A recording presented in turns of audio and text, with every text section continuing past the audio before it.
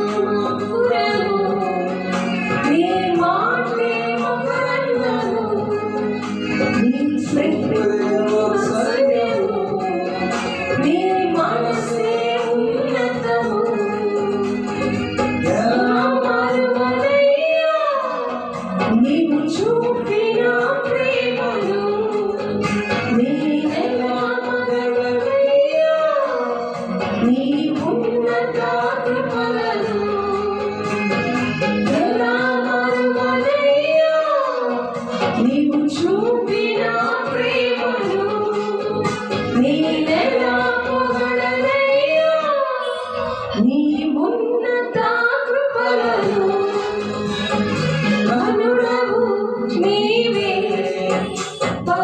పరిశుద్ధుడవు నీవే, గరుడవు నీవే, పరిశుద్ధుడవు నీవే.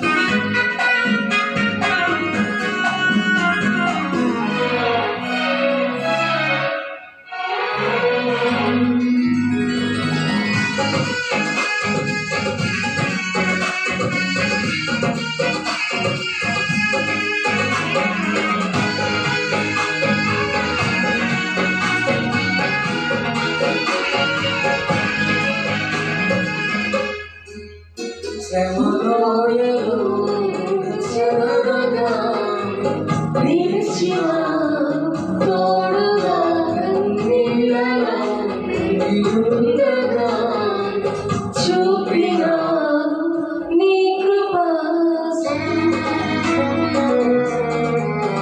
శ్రమలోయలు చెరగగా నిలిచిన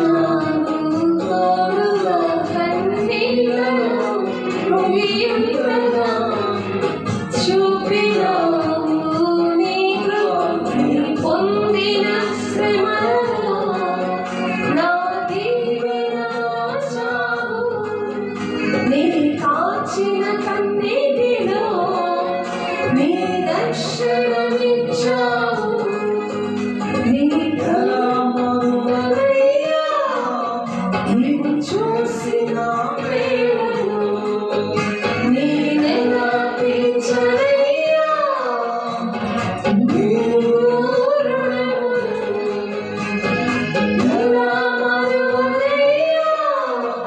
నీవు చేసిన మేలను నేనెలా తీర్చలయ్యా. నీవు ఘనుడవు నీవు, పరిశుద్ధుడవు నీవే, ఘనుడవు నీవే, పరిశుద్ధుడవు నీవే.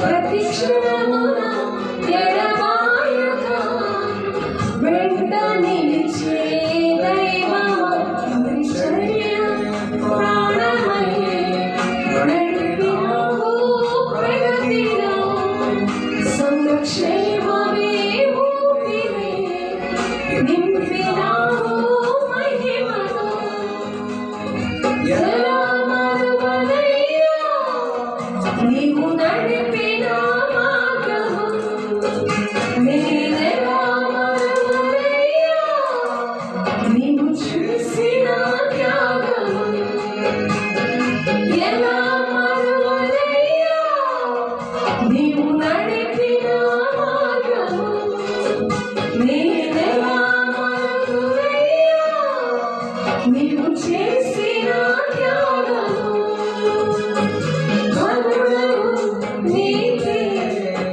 పరిశుద్ధుడవు నీవే, మమతల అనురాగము నాలోన స్తుతిగానము నీవు చేసిన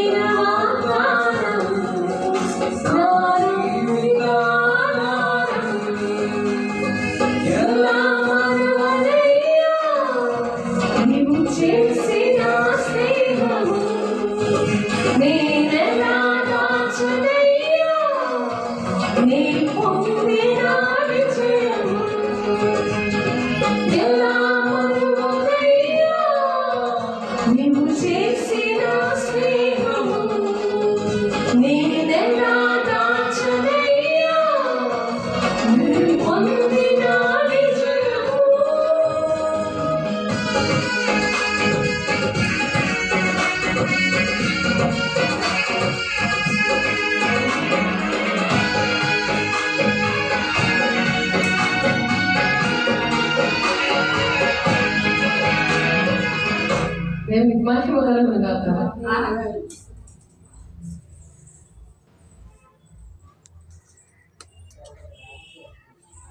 స్థిరమైన మనసు నూతనముగా పుట్టించుము అని దావీదు భక్తుడు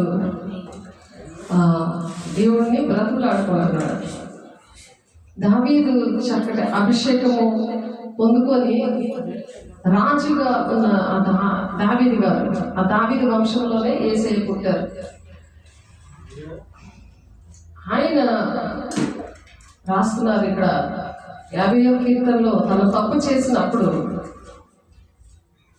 నీ సన్నిధి నుండి నన్ను త్రోసివేయకము, నీ పరిశుద్ధాత్మను నా ఎదురు తీసివేయకము అని ఆయన కన్నీరుతో ప్రార్థన చేస్తున్నారు. నీ రక్షణానందము నాకు మరల పుట్టించము, సమ్మతి గల మనసు కలుగజేసి నన్ను దృఢపరచము. అప్పుడు అతిక్రమం చేయి వారిని నీ త్రోవలను బోధించదను. ఎప్పుడైతే మనము ఆ విధంగా ప్రార్థన చేస్తామో, ఎవరైతే తప్పు పనులు చేస్తున్నారో వాళ్ళకి మనం బోధించేవారుగా నిలబెడతాడు. అది లాభం. అలా మనం ఏ స్థితిలో పడిపోయామో ఆ పరిస్థితి నుండి దేవుడు విడిపిస్తాడు. అలా ప్రార్థన చేస్తే ఇతరులకు కూడా అలా బోధించగలము. లేకపోతే బోధించలేకపోతున్నామంటే ఇంకా అతిక్రమాలు, ఆ పాపము, దేవుడిని త్రోసివేసే విషయాలు వాళ్ళలో ఉన్నాయని వాళ్ళు బోధించలేకపోతున్నారంటే అర్థం అది. అలా త్రోసిపుచ్చే దేవుడు పరిశుద్ధాత్మను నా ఎదురు తీసివేద్దని బతిలాడుకుంటాడు. తప్పు చేసినప్పుడు పరిశుద్ధాత్మ దేవుడు దుఃఖపడి వెళ్ళిపోతాడు. అప్పుడు వాగ్దానం, దేవుడు మంచి బాగునిస్తాను, చక్కగా ఉంటావు అని వాగ్దానం ఇచ్చారు మధుర. మరి అటువంటి వాగ్దానాలు జరగాలంటే దేవుని సన్నిధిని త్రోసివేయకూడదు. పరిశుద్ధాత్మ దేవుడు ఆ సన్నిధి నుండి నన్ను తోసివేద్దాడు. ఆ రక్షణానందం నాకు మరలా పుట్టించమంటున్నారు. ఎందుకంటే ఆ రక్షణానందం ఉన్నప్పుడే పిల్ల తరాల వరకు దీవెనని మరి నిర్గమకాండంలో ఉన్నది కదా, 3:20 నుండి దేవుని ఆజ్ఞ 3-4 తరాల వరకు ఆయన ద్వేషించిన వారి విషయంలో 3-4 తరాల వరకు తండ్రుల దోషం కుమారుల మీదకి వస్తానన్నది. ఎప్పుడైతే మనం దేవుణ్ణి ద్వేషించకుండా దేవుణ్ణి ఆయన మన కోసం, మన పాపముల కోసం, మన దోషాల కోసం, ఆయన మన అతిక్రమాల కోసం ఆయన అలా ప్రాణం పెట్టారు. ఆ విషయాలు గుర్తు పెట్టుకొని పరిశుద్ధంగా ఉంటామో వాగ్దానాలు నెరవేర్చబడతాయి. ఒకేలా మాట వినలేనప్పుడు ఈ విధంగా ప్రార్థన చేసుకోవాలి. నీ రక్షణానందం నాకు మరల పుట్టించుము, సమ్మతి గల మనసు కలుగు చేసి నన్ను దృఢపరచుము. అప్పుడు అతిక్రమం చేయవారికి నీ త్రోవలను నేను బోధిస్తాను, పాపులను నీ తట్టు తిరుగుతారు. ఎందుకంటే మన కుటుంబాల్లో, మన ఊరిలో, మన గ్రామంలో అటువంటి వారికి దేవుడు బోధించడానికి, వాళ్ళని రక్షించడానికే మనల్ని కృప ద్వారా రక్షించుకుంటాడు. అర్హత లేకపోయినా సరే ఆ పాపం నుండి విడిపించి ఆ ధైర్యము, ఆ వాగ్దానాలు దేవుడికి ఇస్తారు. కాబట్టి ఇక్కడ ఎఫెసీయులకు రాసిన పత్రిక 4:22 కావున మునుపటి ప్రవర్తన విషయంలోనైతే మునుపు ఎలాగున్నాము, ఆ ప్రవర్తన విషయము ఎలా ఉందంటే, మోసకరమైన దురాశ వల్ల చెడిపోవు మీ ప్రాచీన స్వభావం వదులుకొని ఈ నూతన సంవత్సరంలో ఆ ప్రాచీనమైన స్వభావం, దేవుడు నాకు ఏడ్ చేశాడులే, నాకు ఇంకా తగ్గలేదులే, ఈ ప్రాచీన స్వభావం అంటే అలా ఆ పోయిన సంవత్సరం స్వభావం అసమాటికి కూడా దేవుడు నాకు ఏడ్ చేశాడు అని పరిస్థితులు కాదు. ఆయన స్తుతించాలి, స్తుతియాగం అర్పించేవాడు తన మార్గమును సరళం చేసుకుంటాడు అని వాక్యం ఉంది 50వ కీర్తనలో. 51వ కీర్తనలో లాస్ట్ వచనంలో ఉన్నారు, తన మార్గాన్ని సరళం చేసుకోవాలి. మార్గాలు సరళం అవ్వాలంటే, వాగ్దానాలు నెరవేర్చబడాలంటే, యెహోవాలో చక్కగా మనసాక్షిగా అంటే మనసు, శరీరము, ఆత్మ అన్నీ కూడా సంతోషంగా ఉండాలంటే, దేవుని రాజ్యానికి సిద్ధపడే వారిగా మరి దేవుని రాజ్యానికి వెళ్ళడానికి అర్హతలన్నీ పొందుకోవాలంటే ఏం చేయాలి? ప్రాచీన స్వభావాన్ని వదులుకోవాలి. మీ చిత్తవృద్ధి అంటే నూతన పరచబడిన వారే నూతన పరచబడాలి. రోజు కూడా దేవుని శక్తితో నింపబడాలి. దేవుని బిడ్డలకి అటువంటి విషయాలు ఎవరైతే అవి తెలియకుండా నశించిపోతున్నారో, కుటుంబంలో, సంఘములో, ఊరిలో, దేశంలో, మరి ఎక్కడైతే నశించిపోతున్నారో, ఎక్కడ అడుగు పెడతాం, మనం పనుల్లో వెళ్తాం, ఉద్యోగంలో వెళ్తాం, మనం నడుస్తూ ఉంటాం, ఎక్కడ కనబడదే అది కుటుంబంలో వాళ్ళే కావచ్చు, బయట వాళ్ళే కావచ్చు, మన గ్రామంలో ఉన్న వాళ్ళే కావచ్చు, ఎవరైనా సరే ఎవరికైనా అవి ప్రకటించాలి. దేవుడు ఆ సాక్ష్యం అనేది బూది గంతముల వరకు కూడా మనం సాక్షిగా ఉండాలని పరిశుద్ధాత్మ దేవుడు మన మీదకి వచ్చినప్పుడే శక్తివంతులు అవుతారు. అది యోదయ సమరయ దేశంలో అంతటా మీరు సాక్షిగా ఉంటారు అని. ఎప్పుడు సాక్షిగా ఉంటారు? ఎప్పుడు సాక్షిగా ఉంటారు? పరిశుద్ధాత్మను నా ఎదురుని తీసివేయద్దు అని బతుకులాడుకోవాలి. తప్పు చేసినప్పుడు వెంటనే అదే తప్పు మళ్ళీ మళ్ళీ చేయకూడదు. సంఘాన్ని, సేవకుల్ని, దేవుడిని దుఃఖపెట్టకూడదు. అలాగా ప్రాచీన స్వభావాన్ని విడిచిపెట్టి మీ చిత్తవృద్ధి యందు నూతన పరచబడిన వారే, నీతియు యథార్థమైన భక్తి గల వారే, దేవుని పోలికగా సృష్టించబడిన నవీన స్వభావాన్ని ధరించుకోండి అని చెప్తున్నారు. 24వ వచనంలో, 22 నుండి 24వ వచనంలో రోజు కూడా నవీన స్వభావాన్ని ధరించుకోవాలి. రోజుకి నూతన పరచబడాలి. రోజు మనం వేసుకునే బట్టలు వేసుకోం కదా. రోజు స్నానం చేసి చక్కగా ఫ్రెష్గా మనం ఎలాగైతే నూతన బట్టలు వేసుకుంటామో, ఫ్రెష్గా ఉన్న బట్టలు వేసుకుంటామో, అలాగా నూతన స్వభావాన్ని కూడా ధరించుకోవాలి. నీలో ఈ రోజు నీలో ఏదో మంచి గుణం ఉంటున్నది అని ఎదుటి వారు మాట్లాడినప్పుడు ఎంతో సంతోషపడాలి. మధురమని చూసి నేను ఎంతో సంతోషపడ్డాను. నా దేవుడు ఎంతో సంతోషపడ్డాడు. తన మాటలు, తన విధేయతని, నాకు దేవుడు ఉంటే చాలు, నా బిడ్డ చక్కగా పుడితే నాకు బిడ్డ కావాలి కానీ ఆ మాటలు మనుషులు చెప్పేవి కాదు. దేవుడే, పరిశుద్ధాత్మ దేవుడే ఆ మనుషులో ఉండి అలా ఓదారుస్తాడు, నిలబడతాడు. ఆ చిన్న వయసులో ఎవరు తట్టుకోలేరు తనకు జరిగిన బాధని, ఆ మాయ, ఆ మోసము, ఆ అక్రమానికి ఎవరు భయపడలేరు. ఎవరు కూడా మరి అది భరించలేదు. ధనాపేక్షతో మరి ఎదుటి వారు ఎలా ఉంటారు? దేవుని నమ్ముకోలేనప్పుడు, దేవుని ప్రేమను తెలియలేని వాళ్ళు ఎలా ఉంటారు? ధనాపేక్షతో ఉంటారు. ప్రేమ అనేది ఉండదు. అటువంటి వారు మనల్ని గాయపరిచినప్పుడు, అటువంటి బాధలో ఉన్నప్పుడు దేవుడి మాటలు గుర్తొస్తాయి. దేవుడే నాకు దిక్కు, మనుషులు నమ్మటి కంటే, రాజులు నమ్మటి కంటే యెహోవాను ఆశ్రయించడం మేలు అని చెప్తున్నారు కదా. కాబట్టి అలాంటి మేలైన విషయాలు దేవుడు మనకి ఇచ్చారు. కాబట్టి ప్రతి ఒక్కరి జీవితాల్లో ఎన్నో బాధలు, దుఃఖము, వేదన ఉంటుంది. దాన్ని బట్టి దేవునికి దగ్గర అవ్వాలి కానీ సాతానునికి దగ్గర అవ్వకూడదు. దగ్గర అయినప్పుడు వాగ్దానాలు నెరవేర్చబడవు. దేవుడు ప్రణాళిక నెరవేర్చబడకపోతే, తండ్రి చిత్తం మన పట్ల నెరవేర్చబడకపోతే, ఒక్కొక్కరికి ఒక్కొక్క ప్రణాళిక తండ్రి పట్ల ఉంటుంది. ఆ తండ్రి చిత్తాన్ని నెరవేరిస్తేనే వాళ్ళ దేవుని రాజ్యానికి వెళ్తారు. మీరు వెళ్తున్నారు కదా, మీతో వచ్చేస్తామని ఏదో బస్సు ఎక్కినట్టు వచ్చేసినట్టు కాదు. ఇది ఎవరు ప్రవర్తన బట్టే దేవుడు వాళ్ళని చూస్తూ ఉంటాడు. 139 కీర్తన 1, 2, 3 వచనాల్లో నువ్వు కూర్చోడం, లేకడము, పని చేయడం, మాట్లాడడం, నువ్వు ఎక్కడ దాక్కున్నా, ఏ మూలన్నా సరే చూస్తాను అంటున్నాడు. కాబట్టి దేవుడు చూస్తున్నాడు. అది భయముతో నవీన స్వభావాన్ని రోజు కూడా ధరించుకోమని ఇక్కడ చెప్తున్నారు. కాబట్టి ఎలా ఉండాలంట? మనము ఒకరికొకరు అవయములై ఉన్నాము కనుక మీరు అబద్ధమాడడం మాని ప్రతి వాడును తన పొరుగు వారితో సత్యమే మాట్లాడవలను.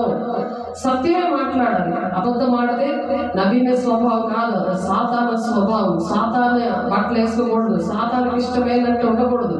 ఎప్పుడైతే నువ్వు ఇలాగ అబద్ధం ఆడావంటే సైతాన్ని బట్టలు వేసుకున్నట్టు లెక్క వస్తుంది, సైతాన్నే నువ్వు ధరించుకున్నట్టు లెక్క వస్తుంది. అది ఆలోచించుకోవాలి. అబద్ధాలు అలా ఆడుతున్నారు కదా, పర్వాలేదులే అని సాధారణుడు చెప్తాడు. కానీ దేవుడు ఏంటి చెప్తాడు? దేవుడు పరిశుద్ధుడు. ఆయన మన కోసం ప్రాణం పెట్టాడు. పరిశుద్ధంగా ఆయన జన్మించాడు. మనం పాపముతో జన్మించాము. మన పాపము, శాపము పోవడానికి ఆయన సిలువలో ఆయన రక్తం ద్వారా మనల్ని కడిగాడు. బాప్తిస్మం ఇచ్చారు, పరిశుద్ధాత్మ వరం ఇచ్చారు, యేసు శరీరం రక్తం ఇస్తున్నారు.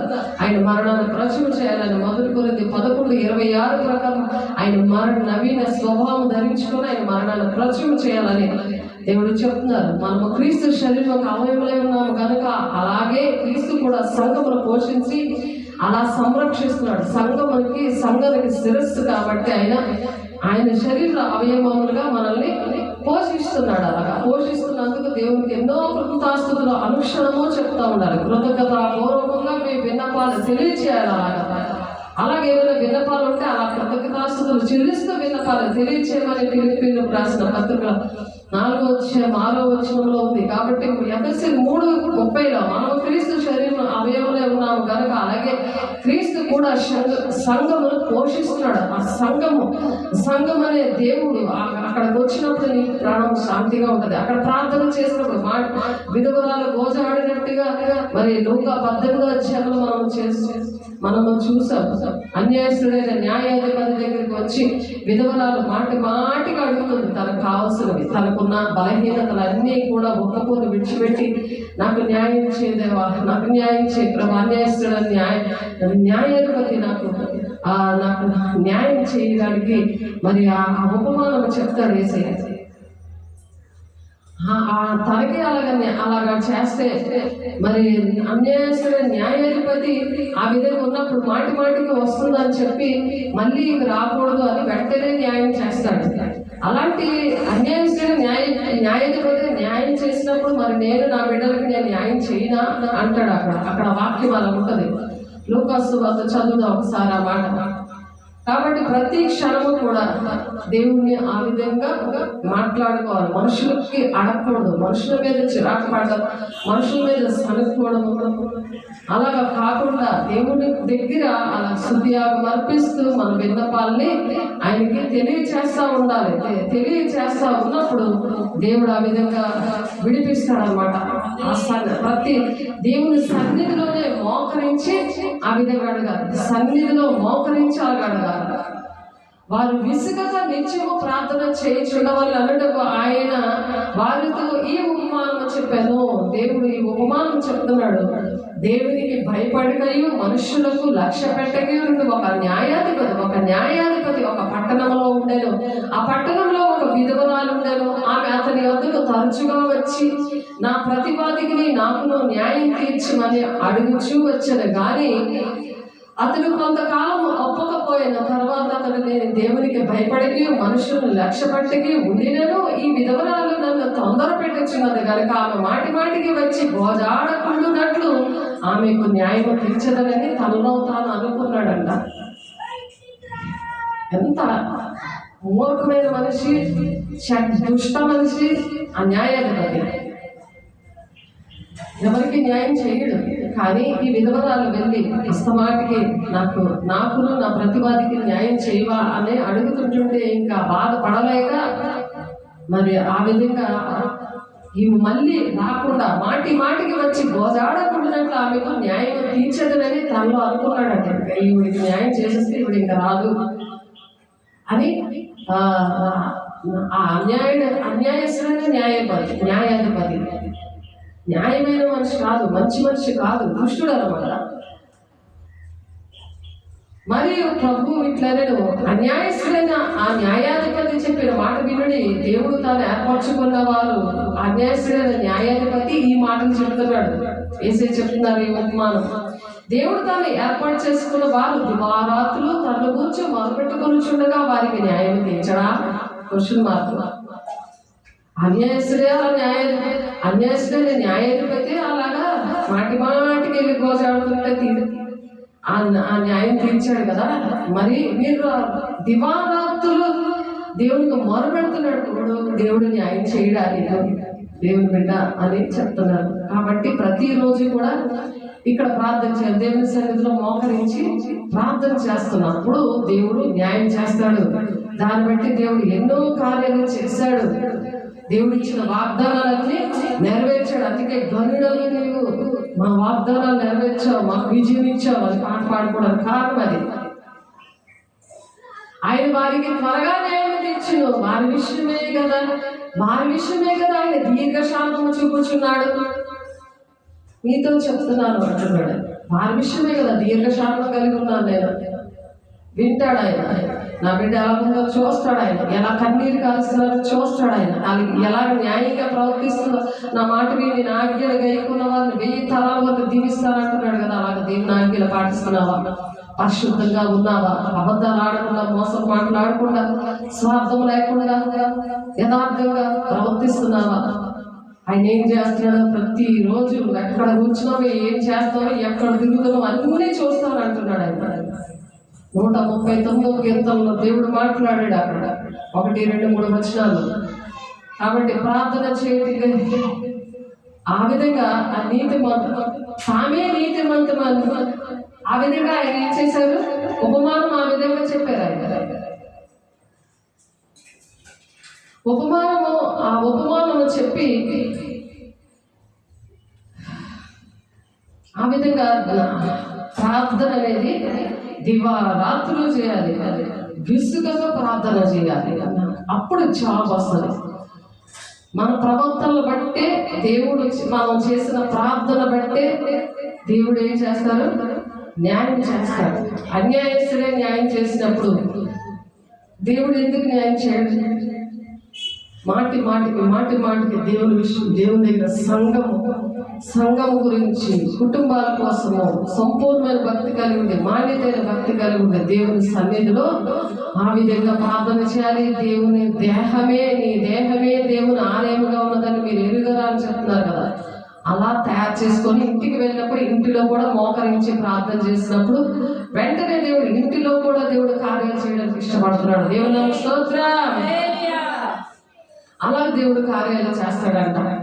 అలాగే విధవరాల కోసము ప్రార్థన ఆ విధంగా చేయాలని చెప్తున్నారు. అలాగే మొదటి కొరింథీయులకు రాసిన పత్రిక 2వ అధ్యాయము 15వ వచనంలో ఆత్మ సంబంధమైన మనుషుడు మనం ప్రార్థన చేస్తున్నా సరే కొన్ని శోధనలు వస్తాయి. ఆ శోధనలు ఎందుకంటే మనం దేవుని బిడ్డలుగా చాలా మంది గ్రహించారు. ఆత్మ సంబంధమైన మనిషే గ్రహిస్తారు. నువ్వు ఎలా ఉన్నావో ఏంటో, నువ్వు ఏ తప్పు చేస్తున్నావో వాళ్ళకి సరిచేసి మళ్ళీ నేర్పించి, మళ్ళీ ప్రేమించి, మళ్ళీ ప్రార్థన నేర్పించి, మళ్ళీ వాళ్ళకి ఏ దెబ్బ తగిన మాటలు ఇచ్చి, ఏ విషయంలోనైనా వాళ్ళకి ఏది కావాలో ఆదుకుంటారో ఆత్మ సంబంధమైన వాళ్ళు. మిగిలిన వాళ్ళకి అర్థమవుతుంది. క్షమించేయకూడదు, ప్రేమించేయకూడదు మిగిలిన వాళ్ళకు ఉండదు. చిరాకు పడి ఇష్టం వచ్చిన నోరు పారేసుకున్నారు. వాళ్ళకి దేవుడు వాగ్దానాలు నెరవేరవు, ఆయాసం చేత కృంగ చేస్తాడు. మాటి దేవుడే ఇనుప కట్టల చేత బంధించబడిన వారే ఆయాసంతో నేను కృంగ చేస్తానని 107వ కీర్తనలో 10వ వచనం నుండి ఉంది. డబ్బుల వల్ల ఆయాసం వస్తుంది, ఎవరైనా మాట వినకపోతే ఆయాసం వస్తుంది, ప్రతి విషయంలో ఆయాసం వస్తుంది. లేకపోతే భక్తిహీనులు అప్పు చేసి తీర్చకుందురని ఉంది. నీతిమంతులు దాక్షిణ్యం కలిగి అప్పిస్తారట. అప్పించేవారిగా దేవుడు చేస్తాడు. నీతిమంతులు పరిశుద్ధత లేకపోతే, భక్తిహీనంగా ఉంటే అన్ని విషయాల ఆయాసమే, అన్ని విషయాల్లో కూడా లేమి, ఏ విషయాల్లోనైనా టెన్షనే. నోరు పారేసుకోవడం, అలా పారేసుకోకుండా వెంటనే మోకరించాలి. మొదటి కొరింథీయులకు 2వ అధ్యాయం 15వ వచనం, ఆత్మ సంబంధమైన వాడు అన్నిటినీ వివేచించడు కానీ అతడు ఎవరి చేతనైనను వివేచించబడడు. ఎందుకంటే ఎవరికి వాళ్ళు అర్థం అవ్వరు కాబట్టి వాళ్ళ మీద చాలా దుష్ట ప్రవర్తన చేస్తారు. చేసినప్పుడు వాళ్ళ కోసం మోకరించాలి. ప్రభు మనసు ఎరిగి ఆయన బోధింపగలవాడు ఎవరు? మనమైతే క్రీస్తు మనసు కలిగిన వారము. పనిష్మెంట్ తెచ్చుకోకూడదు. దేవుని మనసు కలిగిన వారు ఓర్చుకుంటారు, మోకరిస్తారు దేవుని సన్నిధిలో. నీకే బాధ ఉందో దేవునికి చెప్పకుండా, ప్రకృతి సంబంధమైన మనుషుడు దేవుని ఆత్మ విషయాలు అంగీకరింపడు. అవి అతనికి వెర్రితనంగా ఉన్నవి, అవి ఆత్మానుభవం చేతనే వివేచింపను కనుక అతడు వాటిని గ్రహింపజాలడు. ఎన్నిసార్లు చెప్పినా ఈ వాటిని గ్రహించకుండా చేసి తప్పే చేసి ఆయాసం తెచ్చుకుంటారు. మళ్ళీ బీపీలు, షుగర్లు, ఆయాసము, అనారోగ్యాలు, దరిద్రము, మరి ఆ లేమితనము, ఆ పేదరికము సంపాదించుకుంటారు. భక్తి లేక దేవుని మాటలు వినక. అదే దేవుని ఆత్మ దేవుని సంగతులు తెలుసుకుంటారో ఉంది. అక్కడ 5వ వచనంలోనే, మొదటి కొరింథీయులకు 2వ అధ్యాయంలోనే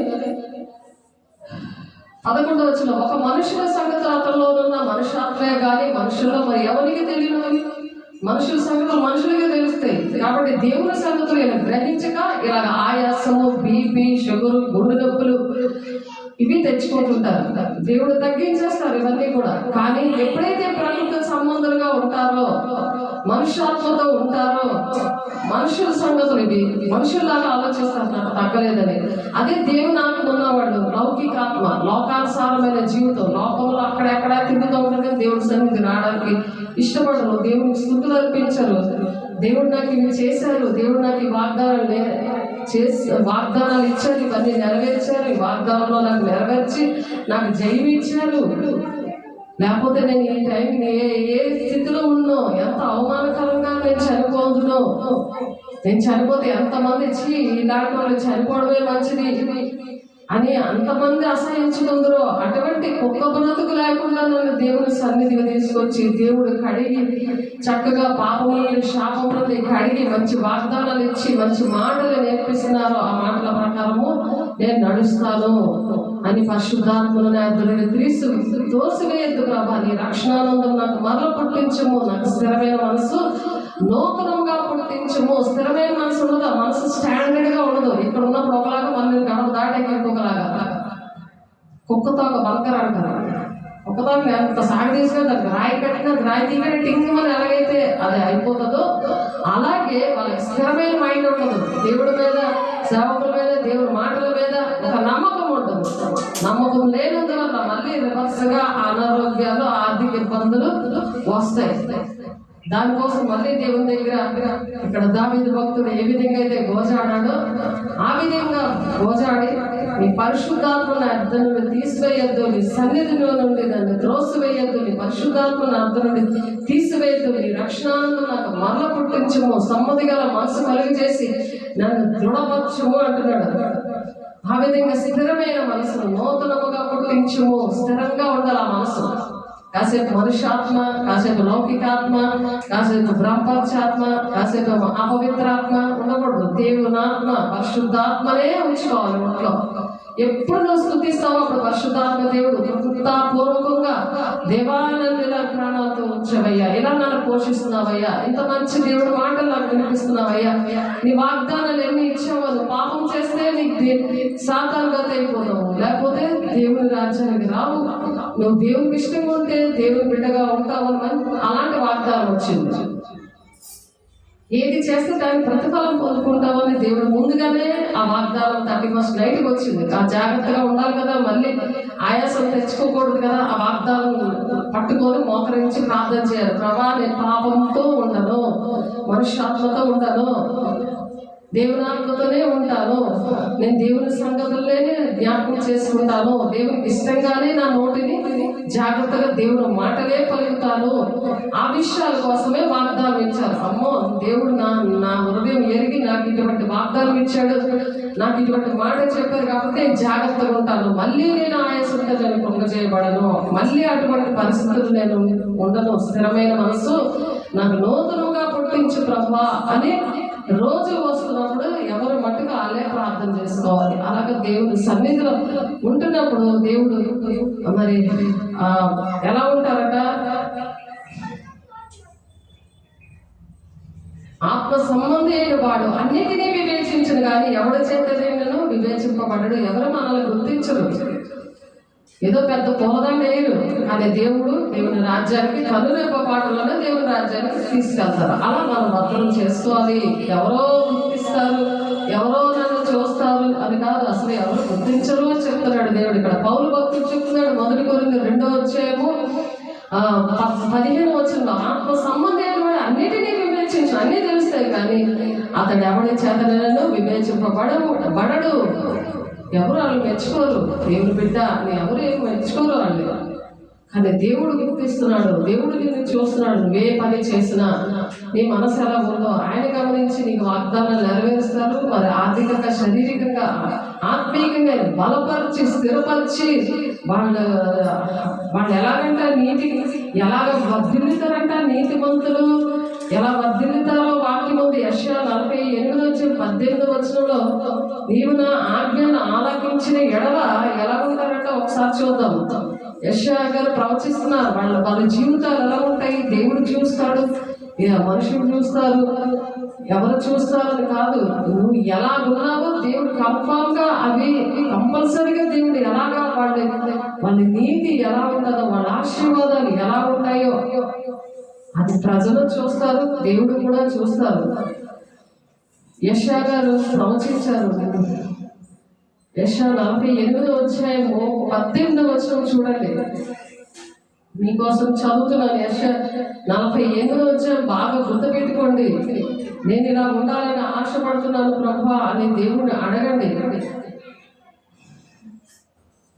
యెషయా 48వ అధ్యాయం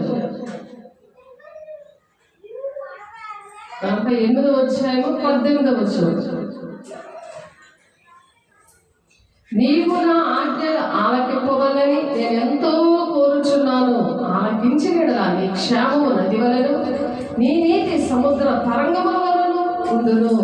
నీ సంతానం ఇసుక వలె విస్తారమగును, నీ గర్భఫలము దాని రేణువుల వలె విస్తరించును. వారి నామము నా సన్నిధి నుండి కొట్టివేయబడదు, మరువబడదు. లేకపోతే నీ మనవలు, నీ సంతానం, నీ పిల్లలు అందరూ కూడా కొట్టివేయబడతారట. ఎంత ప్రాబ్లం అది ఆలోచించండి. మనము కరెక్ట్గా ఉంటే 1000 తరాల వరకు దీవిదని మరి ఇందాక నిర్గమకాండ 3వ అధ్యాయం 20వ వచనంలో ఉంది. ఆయన ప్రేమించి ఆయన ఆజ్ఞలు కైకొన్న వారు. ఇక్కడ యెషయా గారు చెప్తున్నారు, ప్రవచిస్తున్నారు 48:18, నీవు నా ఆజ్ఞలు ఆలకింపవలెనని నేను ఎంతో కోరుచున్నాను. దేవుడు ఎంతో ఆశపడుతున్నాడు, ఆయన కోరుకుంటున్నాడు. ఆయన ఆజ్ఞలు పాటించాలని నీకు చెప్తేనే చేస్తావా? అన్ని చెప్తారా నీకు? చెప్పకుండా చేస్తే నీకు 1000 తరాలు అటువంటి దీవెన వస్తుంది. మళ్ళా చదువుతున్నాను, వినండి. నీవు నా ఆజ్ఞలు ఆలకింపవలెనని నేను ఎంతో కోరుచున్నాను. ఆలకించిన యెడల నీ క్షేమము నది వలెను.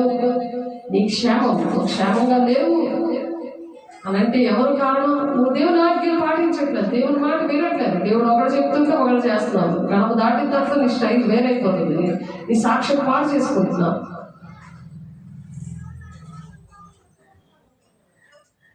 నీ క్షేమము నది వలెను, నీ నీతి సముద్ర తరంగము వలెను ఉండును. నీ సంతానము ఇసుక వలె విస్తారమగును. అంటే దేవుని పిల్లలు 3 మందిని సంపాదిస్తావు. శరీరానుసారమైన పిల్లలు నీ పిల్లల కారు కానీ ఆత్మ సంబంధమైన పిల్లలే నీ సంతానంగా ఎంచుతానంటున్నాడు. రోమా 8:9 వచనంలో. ఎలా ఉంటారట? వాళ్ళు ఇసుక రేణువుల్లాగా ఉంటారట. అంతమంది సంతానం. ఎలాగైతే ఒకరికి చెప్పేవారు వాళ్ళు ఇంకో 10 మంది చెప్తారు, వాళ్ళేమో 100 మందికి చెప్తారు, వాళ్ళేమో ఇంకో 1000 మంది చెప్తారు. అలాగా విస్తరిస్తాడట. నీ నీతి అలాగ ఎలా ఉంటుందంట? నది వలెను, నీ క్షేమం నది వలెను, నీ నీతి సముద్రం ఎంత ఉంది? ఆ సముద్ర తరంగం అంత ఉంటుందట. ఉండాలని ఆశ ఉందా? నీ నీతి అలాగ వెళ్ళాలి. అలా వెళ్తుందా లేదా? నువ్వు చెప్తుంటుంటే అలాగా విస్తరిస్తూ ఉంటుంది, ఒకరి నుండి ఒకరికి. అలాగా నీ సంతానం ఇసుక వలె విస్తారమును. నువ్వు కన్నం అన్న ప్రసవ గదులు కలిగి పిల్లల కనమని మరి మీకా 4:10 ఉంది కదా. ఒక్కరికి చెప్తే చాలా, అలా ఇంకొకరికి వాళ్ళు పట్టుకుంటే చాలా. వాళ్ళు ఏం చేస్తారు? వాళ్ళు ఎక్కడైతే పనిచేస్తున్నారో, ఏ ఊరికి వెళ్తున్నారో వాళ్ళు ఈ మాటలే చెప్తారు. మరి యూట్యూబ్ అలాగే పనిచేస్తున్నారు. ఒకరు వింటున్నారు, ఇంకొకరికి షేర్ చేస్తారు. అలా వెళ్తుంది. నీ దగ్గర సెల్ ఫోన్ ఉంటే అలా షేర్ చేసి అలా నీ సంతానాన్ని పెంచుకోవాలి ఇసుక రేణువులాగా. ఆమేన్. నీ సంతానం ఇసుక వలె విస్తారమగును. నీ గర్భఫలము అలాగా చేసినప్పుడు నీ గర్భఫలం అంటే ప్రసవ వేదన కలిగి దేవుని బిడ్డలు కన్నారు. మామూలు పిల్లలు శారీరకంగా కంటావు. అలా కనక ముందే వాళ్ళని దేవుని పిల్లలుగా తయారు చేయాలి. మరి ఎలిజబెత్ యోహాను ఆ విధంగా కన్నది. మరియమ్మ యేసయ్యను అలా కన్నది. కడుపులో ఉండగానే పరిశుద్ధాత్మ దేవునితో గొంతులు వేశారంట. అందుకే క్రిస్మస్ గొంతులు వేస్తూ ఉంటారు, అందుకే డ్యాన్స్లు వేస్తూ ఉంటారు. చాలా మందికి డ్యాన్స్లు ఇష్టం ఉండదు. పరిశుద్ధాత్మ వాళ్ళలో పుట్టాలి, మనుషులను పుట్టాలి. పరిశుద్ధాత్మ దేవుడు పుట్టినప్పుడు వాళ్ళు గొంతులు వేస్తారు. అది చాలా మంది నశించిపోతున్న వాళ్ళకి వాళ్ళకి వెరితనంగా ఉంటుంది ఆనందం, ఆ సంతోషం. నీ సంతానం ఇసుక వలె విస్తారమగును, నీ గర్భఫలము దాని రేణువుల వలె విస్తరించును. ఒక బాబు పుట్టాడంటే వాడు 1000 మందికి ప్రకటించేస్తాడు బాబు. అప్పుడు నువ్వు ఇసుక రేణువుల వల్ల వర్ధిల్లినట్ట కాదా? ఆలోచించు. అవునే కదా? అర్థమవుతుందా లేదా? ఆమేన్ అని చెప్పాలి వెంటనే.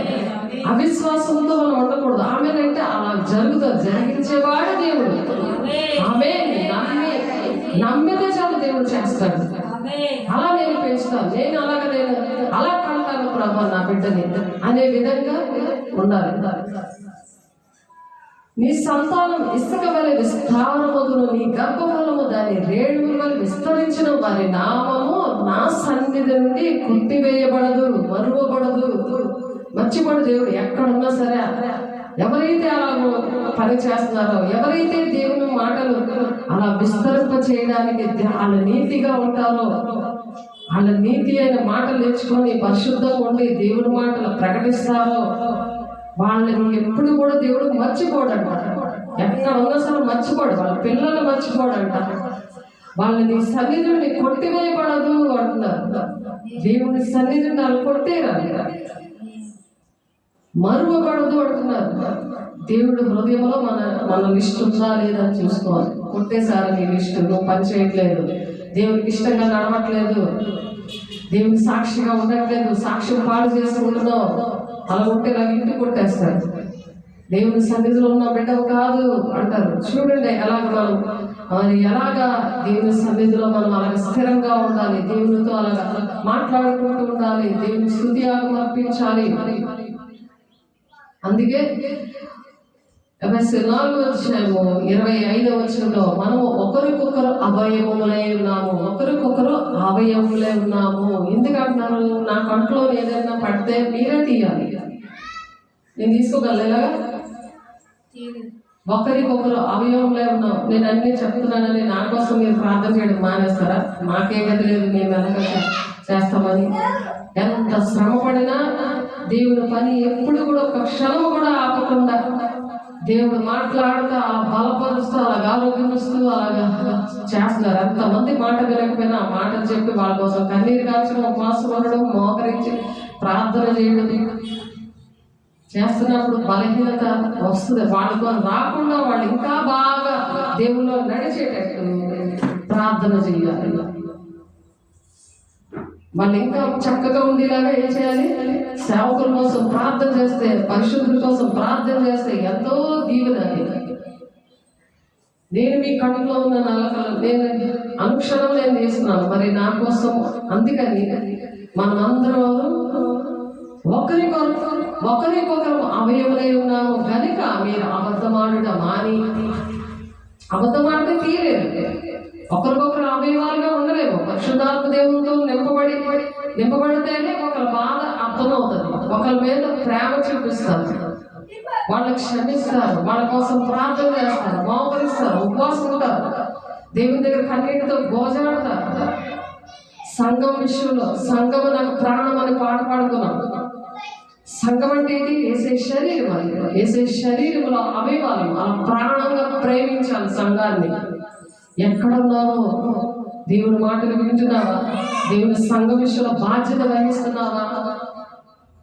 ఆమె దేవుడి తీర్పులో లెక్కలేదు కదా.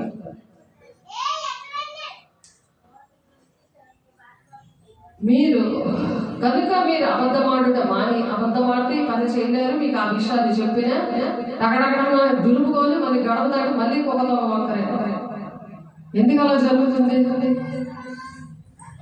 ఎందుకు అలా జరుగుతుంది? ఒక సాక్ష్యం రావట్లేదు కదా, ఒక సాక్ష్యం రావట్లేదు. సన్నిధికి వస్తే బాగుంటుంది, సన్నిధి బయటకు వెళ్తే మళ్ళీ మామూలు. అలా రాకుండా ఉండడానికి స్థిరమైన మనసు నూతనముగా పుట్టించు అనే అంశం ఈరోజు నేర్చుకుంటున్నాం. స్థిరమైన మనసు ఉండాలి. స్థిరమైన మనసు. గొర్రెపిల్ల బొరదలో పడిపోతే అది కేకలేస్తూ ఉంటుంది. ఆ బొరద నుంచి తీయండి అనేది కేకలేస్తుంది గొర్రెపిల్ల. పంది అయితే చాలా హాయిగా పొందుతూ ఉంటుంది. భలే ఉన్నానులే, ఆహా ఎంత బాగుందని.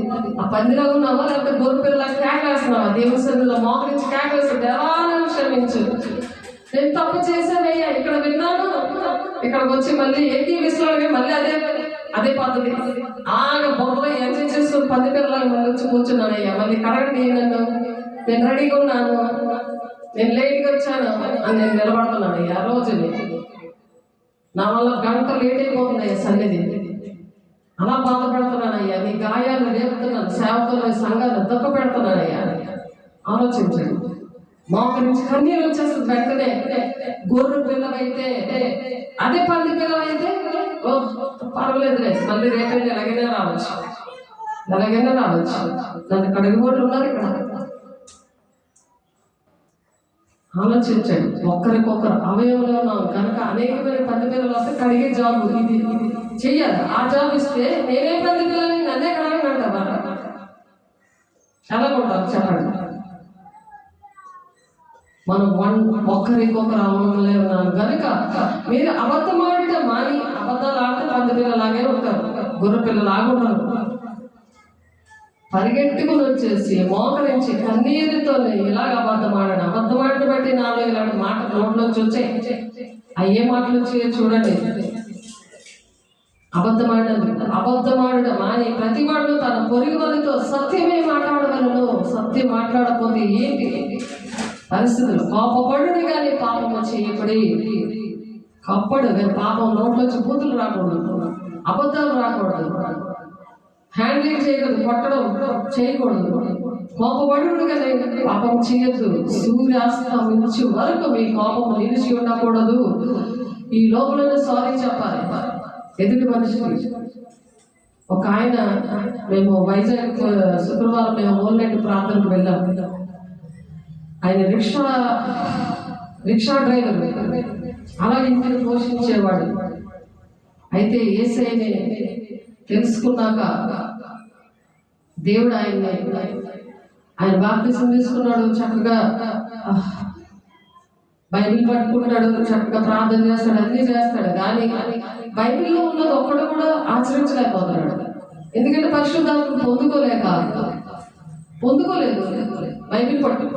బైబిల్ పట్టుకొని అన్ని చదువుతాడు, అన్ని అర్థం కానీ దాని ప్రకారం నడవలేకపోతాడు. ఒకరోజు అతనికి తెలిసింది.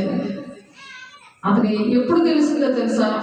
3 కోట్లు అప్పైపోయాడు. అతనికి మంచి జాబ్ వచ్చింది, ఆ జాబ్ పోయింది. మరి అప్పైపోయాడు. ఎందుకంటే భక్తిహీనులు అప్పు చేసి తీర్చకుందరని ఉంది. 3,30,00,000 అప్పైపోతే మరి అందరూ తిట్టడం, వాళ్ళు ఫోన్ చేయడం, ఇంటిని పోషించుకోలేకపోవడం, ఇవన్నీ కూడా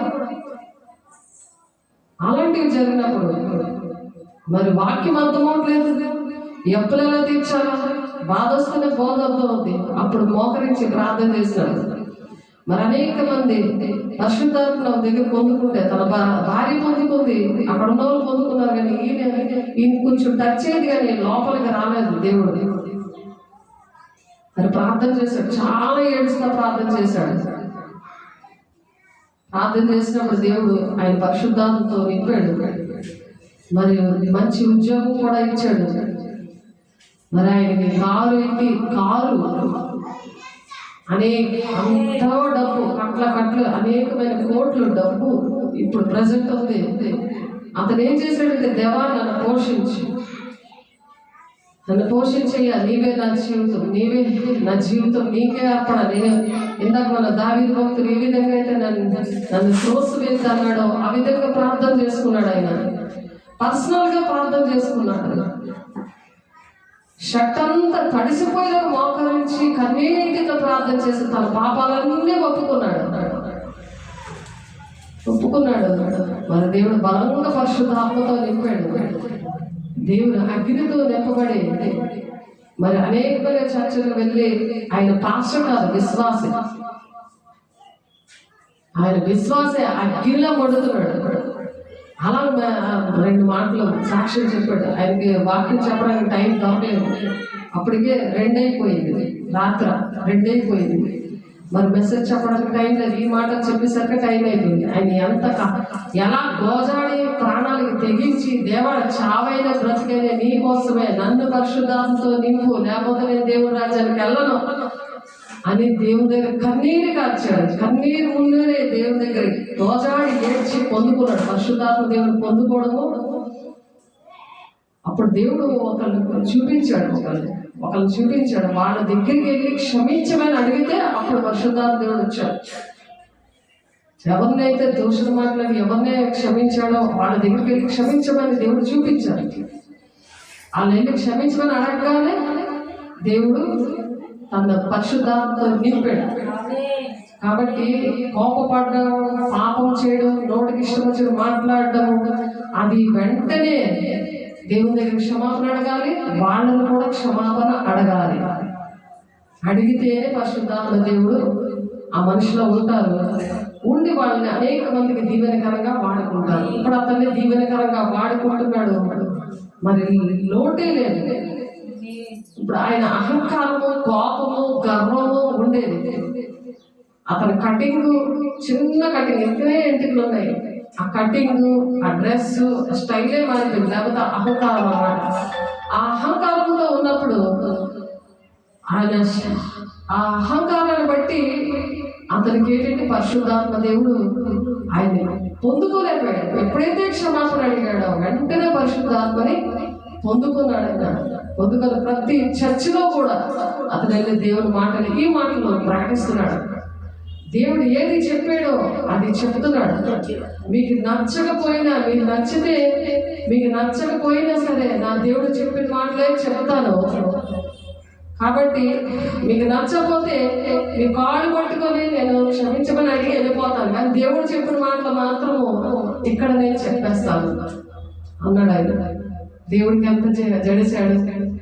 కారులో వచ్చి అంత డబ్బున్న మనిషి మీ కాలు పట్టుకొని నేను క్షమించమని అడిగేస్తాను ఒకవేళ మీకు నచ్చలేదు అంటే. కానీ మీరు దేవుని రాజ్యానికి నా మాటలు విని మీరు పరిశుద్ధాత్మ పొందుకోవాలి, దేవునికి ఇష్టంగా నడవాలి. పరిశుద్ధాత్మ దేవుడు లేకపోతే దేవుని రాజ్యానికి వెళ్ళడు అని కన్ఫామ్ గా చెప్పి మరి చక్కగా ఆయన మెసేజ్ చెప్పారు. చాలా మందికి నచ్చలేదు, అర్థమవలేదు, పాస్టర్లుగా అర్థమవలేదు. చాలా మందికి విశ్వాసులే పాస్టర్లకు చక్కగా ప్రార్థన చేస్తున్నారు ఆ రోజు ప్రార్థన. కానీ చాలా మంది ప్రార్థన చేయడం, పాటలు పాడడం దగ్గర నుంచి కూడా చాలా మంది ఆ నైట్ ప్రార్థన చేస్తున్నారే కానీ వాళ్ళలోని పరిశుద్ధాత్మ ఉన్నాడా లేదా అనే విషయం ప్రార్థన బట్టి, వాక్యం బట్టి వాళ్ళు ప్రార్థన చేస్తుంటే కొన్ని మాటలు చెప్తుంటారు కదా, ఆ భారమ, దుఃఖము, కన్నీరు అనేది పరిశుద్ధాత్మ దేవుడు ఉంటేనే వస్తుంది, లేకపోతే ఉండదు. అది తెలిసిపోతుంది అక్కడ. ఎందుకంటే దేవునాథం పొందుకున్న వాళ్ళకి ఎంతమంది దేవుని బిడ్డలు ఉన్నారు, నామకార్థంగా ఎంతమంది ఉన్నారు, శరీరానుసారంగా మనిషి ఆత్మతో ఎంతమంది ఉన్నారు, లౌకికాత్మతో ఎంతమంది ఉన్నారు, అన్ని కూడా పరిశుద్ధాత్మ పొందుకున్న వారికి తెలుస్తాయి. అందుకనే ఆయన కాళ్ళు పట్టుకుంటాను, మీకు సారీ చెప్తాను. కానీ దేవుడు ఏ మాటలు చెప్పారు, మీకు నచ్చకపోతే అలాగే చేస్తాను, నచ్చితే మీరు చక్కగా వినండి, పొందుకోండి, దేవుడి మాటలు ఈ విధంగా ప్రకటించండి అని చెప్పారు. చాలా మంది నచ్చదు. అందుకనే మనుషుల మాటలో మనుషుల శరీరానుసారమైన బోధ చేస్తూ ఉంటారు. అనేకమైన ఆత్మల బయలుదేరున్నాయి, పరీక్షించుకోండి అని యోహాను గారు 1 యోహాను 1:4 చెబుతున్నట్టు ఎవరు చెప్పరు, పరీక్షించుకోరు. అలా పరీక్షించుకోవాలి. ఎందుకంటే తండ్రి చిత్తం నెరవేరిస్తేనే దేవుని రాజ్యానికి వెళ్తాము. పరిశుద్ధాత్మను పొందుకోకపోతే దేవుని రాజ్యంలో వెళ్ళము. ప్రతి ఒక్కరూ అలా మోకరించి రోజు కూడా దేవుని దగ్గర పరిశుద్ధాత్మ దేవా నాలోనికి రండి అని దేవునాత్మను పొందుకోవాలి. పొందుకోకపోతే ఆ కనురెప్పపాట్లో దేవుడు వచ్చినప్పుడు తీసుకువెళ్ళడు. భూమి ఆకర్షణ శక్తి మరి ఆ పరిశుద్ధాత్మ దేవుడితో దేవుడి రాజ్యానికి వెళ్ళడానికి అది ఆపలేదు. గురుత్వాకర్షణ శక్తి వల్ల పైకి ఎగరలేదు. రాయి వేస్తే అది కింద పడిపోతుంది కదా, కాగితం వేస్తే అది కింద పడిపోతుంది కదా, అది గురుత్వాకర్షణ శక్తి కాబట్టి కింద పడిపోతుంది. అదే పరిశుద్ధాత్మ శక్తిని పొందుకుంటే ఎంతమంది ప్రపంచంలో ఉన్న వాళ్ళందరూ కూడా, పరిశుద్ధాత్మ పొందుకున్న వాళ్ళందరూ కూడా మరి దేవుని రాజ్యాన్ని వెళ్ళడానికి దేవుడు సహాయం చేస్తున్నాడు. అది ఆ సహాయాన్ని బట్టి దేవుడు మనకి ఆ సహాయం కావాలని మనం దేవుని పొందుకున్నామా లేదా అని గమనించుకోవాలి. అలా గమనించుకొని దేవుని సన్నిధిలో ఆ విధంగా ప్రార్థన చేయాలి. దేవుని పొందుకొని దేవుడు ఏ ఆజ్ఞలు ఇచ్చారో అవి పాటిస్తూ అలాగా దేవుని నామాన్ని ప్రకటన చేయాలి. మనం నేర్చుకున్న మన సాక్ష్యము, మనం నేర్చుకున్న మన వాక్యము ఇవి ప్రకటించాలంటే మనకు ఫస్ట్ వాక్యం బాగా రావాలి, ప్రార్థనాత్మ ఉండాలి. ఆసక్తి ఎందు మాంద్యులుగాక ఆత్మ ఎందు తీవ్రత కలిగి ప్రార్థన ఎందు పట్టుదల కలిగి ఉండమన్నాడు ఆయన. అలా దేవుడు మోకరిస్తేనే స్తుతియాగం అర్పిస్తున్నప్పుడు దేవుని ఆత్మ వచ్చి దిద్దుబాటు ఆత్మనిస్తుంది. ఆ వాక్యాలు పట్టుకొని పశ్చాత్తాపడి దిద్దుబాటు వస్తుంది. తర్వాత ప్రార్థన అనేది దేవుడు నేర్పిస్తారు. ఆ ప్రార్థనలోనే దేవుడు నిన్ను ఆత్మతో నింపుతారు, దేవుని అభిషేకంతో నింపుతారు. అక్కడ విధవరాలు ఏ విధంగా మోజాడిందో అలాగే పరిశుద్ధాత్మ దేవా నాలోనికి రండి, మీరు నాకు రాకపోతే నేను బ్రతకలేను అని ఉపవాసం ఉండాలి, ప్రార్థన చేసుకోవాలి. ఆ విధంగా ప్రార్థన చేయాలని దేవుడు ఆశపడుతున్నారు. అలాగే నిర్గమాకాండంలో కూడా 14:3 మరి 2 కొండల మధ్య ఉన్న స్థలము ఇశ్రాయేలు ప్రజలు వచ్చారు. ఇక ఎర్ర సముద్రం ఎలా దాటుతాం అన్నప్పుడు పరిశుద్ధాత్మ దేవుడే అక్కడ సహాయం చేశారు. అటువంటి సమస్య నుండి పరిశుద్ధాత్మ దేవుడే ఈ వైరస్ వచ్చిన, మరి ఎటువంటి అలజడి కుటుంబంలో జరిగిన, ఎటువంటి అనారోగ్యాలు ఉన్నా, ఎటువంటి సమస్యలు ఉన్నా, మరి ఎర్ర సముద్రము ఎలాగైతే దేవుడు పాయన చేసి ఆ ఎండిన ఆ నేల మీద నడిపించాడు. ఆ సముద్రంలోనే సముద్రము ఇటు పక్క గోడ అటు పక్క గోడ అయిపోతే మధ్యలో రోడ్డులాగా ఆరిపోయింది. అలా రక్షించాడు దేవుడు. అలాగ రక్షిస్తాడు. ప్రతి విషయంలో పరిశుద్ధాత్మ దేవుడే రక్షిస్తాడు. దేవుడు అటువంటి అనేకమైన వాగ్దానాలు ఇచ్చాడు. నేను నమ్మదగిన దేవుడు, నిత్యంగా నేను వర్ధిల్లింప చేస్తాను, నిత్యంగా నేను ఆశీర్వదిస్తానని వాగ్దానాలు ఇచ్చిన దేవుడు నమ్మదగిన దేవుడు. ఆ వాగ్దానాలు నెరవేర్చే దేవుడు అని మనం పాట పాడుకున్నాం. ఆ కన్నీటిలోనే దర్శనం ఇచ్చాడని పాట పాడుకున్నాం. అలా కన్నీరు వస్తుంది. దాని ముందు పాటలు పోయినసారి మనం ఆ కన్నీటిలోనే దేవుడు నాకు దర్శనం ఇచ్చాడు, ఆ కన్నీటిలో నన్ను అభిషేకించాడు అని పాట పాడుకున్నాము. దేవుడు నాకు అటువంటి సాక్ష్యం ఇచ్చారు. వాక్యం చెప్తున్నా, పాట పాడుతున్నా. ఎందుకు ఆ సాక్ష్యము వాక్యము వస్తుంటుందంటే పరిశుద్ధాత్మ దేవుడు మాట్లాడుతుంటారు, దుఃఖపడుతుంటారు. నశించిపోతున్న ప్రజల కోసము, అవిధేయులుగా ఉన్న ప్రజల కోసము పరిశుద్ధాత్ముడు ఆ విధంగా దుఃఖపడతారు. ప్రార్థన చేయలేవని సాధారణ అంటా ఉంటాడు, మోకరించలేవు అని అంటా ఉంటాడు. కానీ ఆ ప్రార్థన ఎప్పుడైతే నువ్వు మోకరిస్తావో, దేవునికి ఎప్పుడైతే లోపడతావో, ఆ దుష్టుని ఎప్పుడైతే ఎదిరిస్తావో, గనుడు పారిపోతాడు. ఇంకా అక్కడ కన్నీటి ప్రార్థన వచ్చేస్తుంది, దిద్దుబాటు ప్రార్థన వచ్చేస్తుంది. లేకపోతే పక్కన దిద్దుబాటు చెయ్యమ్మా అంటే ఒకరు చెప్తే అప్పుడు దిద్దుబాటు చేయాలి. అది కాదు. నీకు దిద్దుబాటు ఎలాగొస్తుంది? నువ్వు నీలోని పరిశుద్ధాత్మ దేవుడు వచ్చినప్పుడే అవన్నీ గుర్తు చేస్తాడు. నువ్వు కన్నీటితో అప్పుడు ఒప్పుకుంటుంటావు. అది 16 యోహాను 16:8 మాట ఉంటుంది. పరిశుద్ధాత్మ దేవుడు మీ మీదకి వచ్చిన పరిశుద్ధాత్మ దేవుడు మీలోకి వచ్చి పాపముల గురించి, నీతిని గురించి ఒప్పింపజేస్తాడు అని అంటారు. ఆ విధంగా దేవుడు ఒప్పింపజేస్తాడు. అప్పుడు దేవుడిని ధ్యానించినప్పుడు కీర్తనలు 63 క్రొవ్వు మెదడు దొరికినట్లుగా దావీదు భక్తుడు ఆ విధంగా సంతోషించాడు. క్రొవ్వు మెదడు దొరికినట్లుగా ఆయన ఆనందించాడు. నాకు తెలీదు 63వ కీర్తన, కానీ నేను మోకరించి 3 గంటలకు ప్రార్థన చేసినప్పుడు దేవుడు అలాగా ఆ ప్రార్థన నేను చేసేదాన్ని. అందుని బట్టి దేవుడు ఈ రోజు దేవుడు ఇచ్చిన వాగ్దానాలు నెరవేర్చబడి ఈ దినము దేవుని సన్నిధిలో నేను ఉన్నానంటే దేవుడు ఆ విధంగా నన్ను దీవించారు. ఆ వాగ్దానాలు అలా నెరవేర్చారు. సామెతలు 8:21 కూడా నీతిమంతులు ఆస్తికర్తలుగా చేస్తాడు. ఏ ఆస్తి అంటే దేవుడు ఆస్తి, దేవుడే ధనం అనమాట. అది ఎవరు దేవుడు కలిగి ఉండడమే ధనం. ఎవ్వరు కూడా దొంగిలించరు. డబ్బులు మన దగ్గర దొంగిలిస్తారు. మనం ఏదైనా చేస్తే మనం అది మర్చిపోతారు. మనం ఎన్ని డబ్బులు ఖర్చు పెట్టినా, ఎంత చక్కగా అన్ని పనులు చేసి పెట్టినా అది మర్చిపోతారు. కానీ దేవుడు ఇచ్చిన ఆస్తి ఏంటంటే సామెతలు 8:21 నీతిమంతులు నేను ఆస్తికర్తలుగా చేస్తాను అంటున్నాడు. ఆస్తిని అందరూ దొంగిలించరు. అది చెమ్మట కొట్టగా ఉంది. అది దేవుని రాజ్యంలో అకౌంట్ అంతా అక్కడ ఉంటుంది. అసలైన అకౌంట్ ఇక్కడ ఉంటుంది. ఇక్కడ అకౌంట్ ఎప్పుడు ఖాళీ అయిపోయినా అది మనకు తెలియదు. అది ఎప్పుడు ఖాళీ అయిపోతుందో మనకు తెలియదు. కానీ ఆ అకౌంట్ మాత్రం ఎలా ఉంది అనేది మనం ఎప్పుడు కూడా చెక్ చేసుకోవాలి. మరి బాలుని యొక్క చంటి పిల్లల యొక్క స్తుతుల మధ్య ఆశ్రయుడే ఉన్నాడంట దేవుడు. బాలుని యొక్క చంటి పిల్లలు వాళ్ళు స్తుతులు చేస్తే చాలు. మరి చిన్నపిల్లలు పరిచయం ఇచ్చారు కదా, మీరు చిన్నపిల్లల కోసం చూపించారు కదా, వాళ్ళతో స్తుతులు చెప్పించాలి. ఆయన ఆశ్రయుడే ఉంటాడు, నీతో మాట్లాడతాడు, వాళ్ళతో మాట్లాడతాడు దేవుడు. చిన్నపిల్లలతో మాట్లాడతాడు. చిన్నపిల్లల దేవుడు నా ఎదురు త్రోసివేత్తు అటువంటి వారినే దేవుని రాజ్యం అని ఉంది. వాళ్ళ స్థుతులు చెప్పించాలి. స్థుతుల మధ్యన ఆశ్రయుడే ఉంటాడు అనమాట. అంత స్థుతులు చెప్పినప్పుడు అలా నడిపించాలి. నీకు చేసిన కార్యాలన్నీ మరి తలపోసుకుంటూ స్థుతులు చెప్పాలి. ఎఫెసీయుల 6వ అధ్యాయంలో ఉంటుంది, 4వ అధ్యాయంలో ఉంటుంది కదా, ఎల్లప్పుడూ ఆనందించండి, మరలా చెప్పుదని ఆనందించండి అని. అలాగ ఆనందించి కృతజ్ఞతలు చెల్లిస్తూ మన విన్నపాలని తెలియజేయాలి.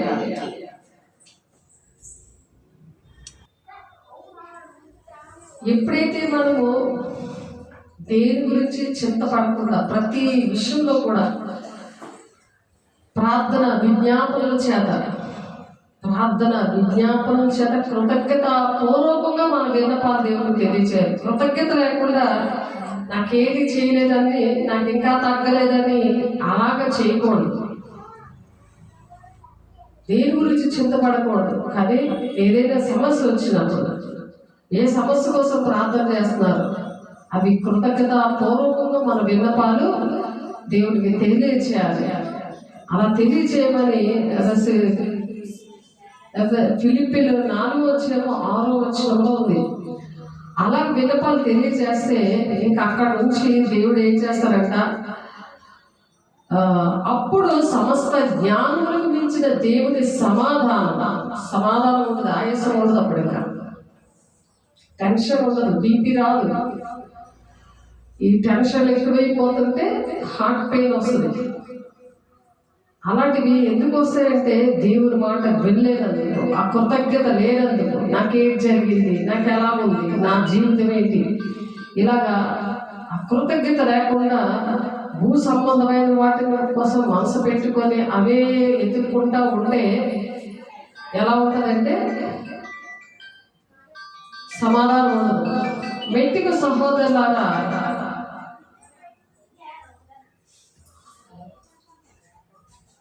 ఏ యోగ్యత అయినను గొప్పైనను ఉండినగా, ఏవి సత్యమైనవో, ఏవి మాన్యమైనవో, ఏవి న్యాయమైనవో, ఏవి పవిత్రమైనవో, ఏవి రమ్యమైనవో, ఏవి ఖ్యాతిగలవో వాటి మీద మీరు ధ్యానం ఉంచండి. ధ్యాస ఉంచాలి, వాటి మీద ధ్యాస ఉంచాలి.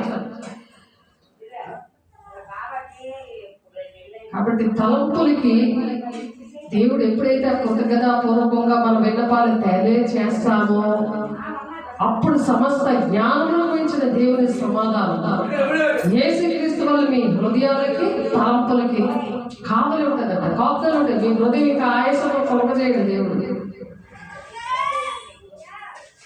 ఆయాసం, ప్రతి విషయం సమస్యల కోసం టెన్షన్, అటువంటివి ఉండకుండా దేవుడు తలంపులకి ఆలోచనలకి కాపుదలకి సమాధానం ఇస్తాడట. ఎప్పుడు ఇస్తాడంటే అలాగా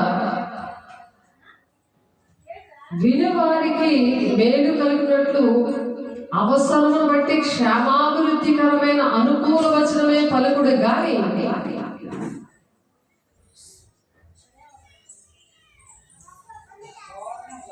వినివారికి మేలు కలుగునట్లు అవసరమును బట్టి ఏంటి పలకాలి? వినివారికి మేలు కలిగినట్లు అవసరమును బట్టి క్షేమాభివృద్ధికరమైన అనుకూలమైన వచనమే పలుకుడు కానీ దుర్భాషలను మీ నోట రానియకుడి. అలా రానిచ్చారంటే మీకు తలంపులు ఆలోచనలు దేవుని యొక్క ఉద్దేశాలుగా ఉండవు. సాధారణ ఉద్దేశాలుగా నీకు ఏం చేశాడులే అని అంటూ ఉంటాడు.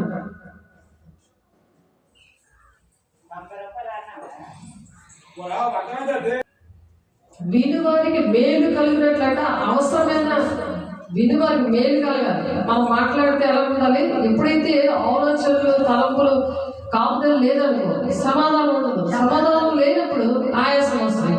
అసలు ఆయాసం వచ్చినప్పుడు ఎవరికి కూడా మీరు మేలు చేయలేదు, ఎవరికి మేలు చేయలేదు. ఇదేంటి కుడికే నక్క మీద తాటికే పడినట్లు నేనే తాటికే పడి నేను బాధపడుతుంటే నన్ను అడుగుతాబెట్టి అని అంటారు. అందుకే మేలు చేయలేదు. కాబట్టి వినువారికి మేలు కలిగినట్లు అవసరము బట్టి క్షేమాభివృద్ధికరమైన అనుకూలమైన వచనమే పలుకుడు కానీ దుర్భాషైనను.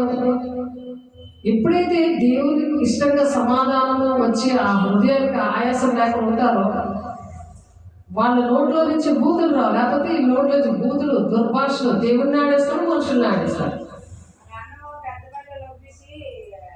అనుకూల వచనమే పలుకుడు కానీ దుర్భాష ఏదైనా మీ నోట రానివ్వద్దు అని మళ్ళీ దేవుడు పంది పిల్లని ఏం చేశారు? కడిగి మళ్ళీ గొర్రె పిల్లగా తయారు చేశాడు. మళ్ళీ పంది పిల్ల నేను అనుకో నౌకలు వచ్చేస్తావా? రాకూడదు కదా. అలాగా దేవుడు ఎందుకు టైం ఇచ్చారంటే ఇవన్నీ చెప్పడానికి దేవుడు మళ్ళీ కృప చూపించేందుకు. దేవా నీకు వందనాలయ్యా, నన్ను ఆరోగ్యం ఇచ్చావు, నాకు మళ్ళీ నన్ను క్షమించావు, మళ్ళీ నన్ను దీవెనకరంగా, నన్ను ఆశీర్వాదకరంగా ఉంచావు. మళ్ళీ నేను మళ్ళీ మెసేజ్ కల్లా రేపు కానీ మంగళవారం కానీ బుధవారం కానీ ఉంటుంది, మళ్ళీ మెసేజ్ కల్లా నన్ను చక్కగా నీ సాక్షిగా నువ్వు నిలబెడతావు అనే విధంగా చర్చికి స్టార్టింగ్ లోనే ఉండి చక్కగా ఒక కృతజ్ఞతాపూర్వకంగా దేవుని విన్నపాలు తెలియజేస్తూ ఒక సాక్షిగా నిలబడాలి. వచ్చేటప్పుడు మళ్ళీ సాక్ష్యం అనేది దేవుని పిల్లలకి చెప్పాలి. దేవుని పరిశుద్ధాత్మను దుఃఖపరచొద్దు, మరి దుఃఖపరచొద్దు అని చెప్తున్నారు. విమోచన దినం వరకు ఆయన యందు మీరు ముద్రించబడి ఉన్నారు. దేవుడు దగ్గరికి వెళ్ళే వరకు కూడా మీరు ముద్రించున్నారు కాబట్టి దేవుడిని దుఃఖపరచొద్దు, దేవుని పనికి ఆటంకంగా మీరు ఉండొద్దు, దేవుని సాక్ష్యం పాడు చేసుకోవద్దు. స్థిరమైన మనసు నూతనంగా నీకు పుట్టించారు కాబట్టి అలా ఉండదు. ఒకని ఎడల ఒకడు దయగలిగి కరుణా హృదయులే క్రీస్తునందు దేవుడు మిమ్మల్ని క్షమించిన ప్రకారం మీరును ఒకరినొకరు క్షమించండి అంటున్నారు. నిన్ను క్షమించిన దేవుడు నువ్వు కూడా ఇంకొకరిని క్షమించాలి. అలా క్షమించమని దేవుడు చెప్తున్నారన్నమాట. కాబట్టి మీరు దేని గుర్చేది ఎవరిని క్షమించదురో నేను వారిని క్షమించదను. మీరు క్షమిస్తే దేవుడు కూడా వాళ్ళని క్షమిస్తాడు. అప్పుడు నీకులా తయారవుతాడు. నీ భర్త నేను బాధ పెడుతున్నాడా, నీ పిల్లలు నిన్ను బాధ పెడుతున్నారా, వాళ్ళని క్షమించు. ప్రేమించే దేవుడి దగ్గర ప్రార్థన చేయి. స్థిరమైన మనస్సుతో ప్రతిదీ కృతజ్ఞతాపూర్వకంగా విన్నపాలు తెలియచేయి. నన్ను బాగు చేసిన దేవా, నా భర్తని నా బిడ్డని బాగు చేయండి అని కృతజ్ఞతాపూర్వకంగా వాళ్ళని క్షమించే ప్రభా. ఎప్పుడైతే అలా అంటావో దేవుడు కూడా వాళ్ళని క్షమించి వాళ్ళు బాగు చేస్తారంట. నువ్వే క్షమించకపోతే, నిన్ను క్షమించిన దేవుడు ఇతరులు నువ్వు క్షమించకపోతే మా దేవుడు కూడా వాళ్ళని క్షమించాడు. అందుకని 2 కొరింథీయులకు రాసిన పత్రిక 2వ అధ్యాయము 10వ వచనంలో ఆ మాట ఉంది. అలాగే కొలస్సీయులకు రాసిన పత్రిక 3వ అధ్యాయం 12 నుండి 13వ వచనంలో చదివితే, కాగా దేవుని చేత ఏర్పరచబడిన వారును పరిశుద్ధులను ప్రియులైన వారికి తగినట్లు మీరు జాలిగల మనస్సును, దయాళత్వమును, వినయమును, సాత్వికమును, దీర్ఘశాంతమును ధరించుకుని అంటున్నారు. ఏం ధరించుకొని వచ్చావమ్మా నువ్వు? అలా తింటున్నావు, అలాగే దేవుడిని దూషిస్తున్నావు, ఇక్కడ మనుషుల్ని దూషిస్తున్నావు, ప్రేమ లేదు నీలో. ఏంటి ధరించుకున్నారు ఇక్కడ? పరిశుద్ధులను ప్రియులైన వారికి తగినట్లు. పరిశుద్ధుల్లాగా ఎంతమంది దేవుని ప్రియులుగా ఉన్నారు? అలా ఉన్నావా? సాయంత్రం వేళ ప్రియులుగా ఉండి నువ్వు దూషణ మాట్లాడుతున్నావా, బూతులు ఆడుతున్నావా, అబద్ధాలు ఆడుతున్నావా, విసుక్కుంటున్నావా, నాకు దేవుడు ఏంటి చేయలేదు, వీడు ఎలా చేశాడు అనుకుని నువ్వు అలాగా దూషించుకునే ఉంటున్నావా? ఏంటి ధరించుకున్నావు అని దేవుడు ఇక్కడ అడుగుతున్నారు. ఏం ధరించుకోవాలంటే అప్పుడు ధరింపచేసి పంపిస్తున్నాడు. మళ్ళీ వచ్చేసరికి అవే ధరించుకొని ఉంటావా, లేకపోతే సాధారణంగా వేసి పెట్టుకొని వచ్చేస్తావా?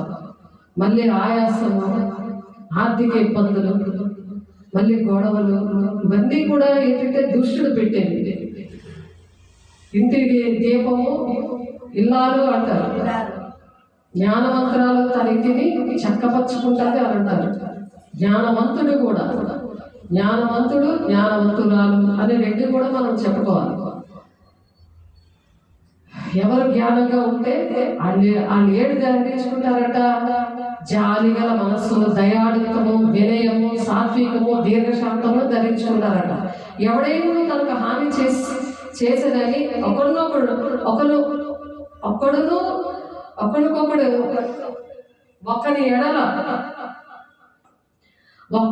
ఒకని ఎడల ఒకడు సహించచ్చు, ఒకరికొకడు క్షమించుడి. ప్రభు మిమ్మల్ని క్షమించిన లాగున మీరును క్షమించండి. ఒకరికొకరు క్షమించుకొని ప్రభు మనల్ని ఎలాగైతే క్షమించాడో అలాగే క్షమించుకోవాలి. అలా క్షమించుకొని ఉండాలని దేవుడు ఆశపడుతున్నారు. ఇక్కడ ప్రసంగి 7వ అధ్యాయం 9వ వచనంలో ఆత్రపడి కోపపడవద్దు. ఆత్రం కోండారాళ్ళు లేచిపోతారు. కోండా వాళ్ళు ఆత్రపడి కోపపడవద్దు. బుద్ధిహీనులు అంత రంధ్రీయులందు కోపము సుఖ నివాసం చేస్తాడ.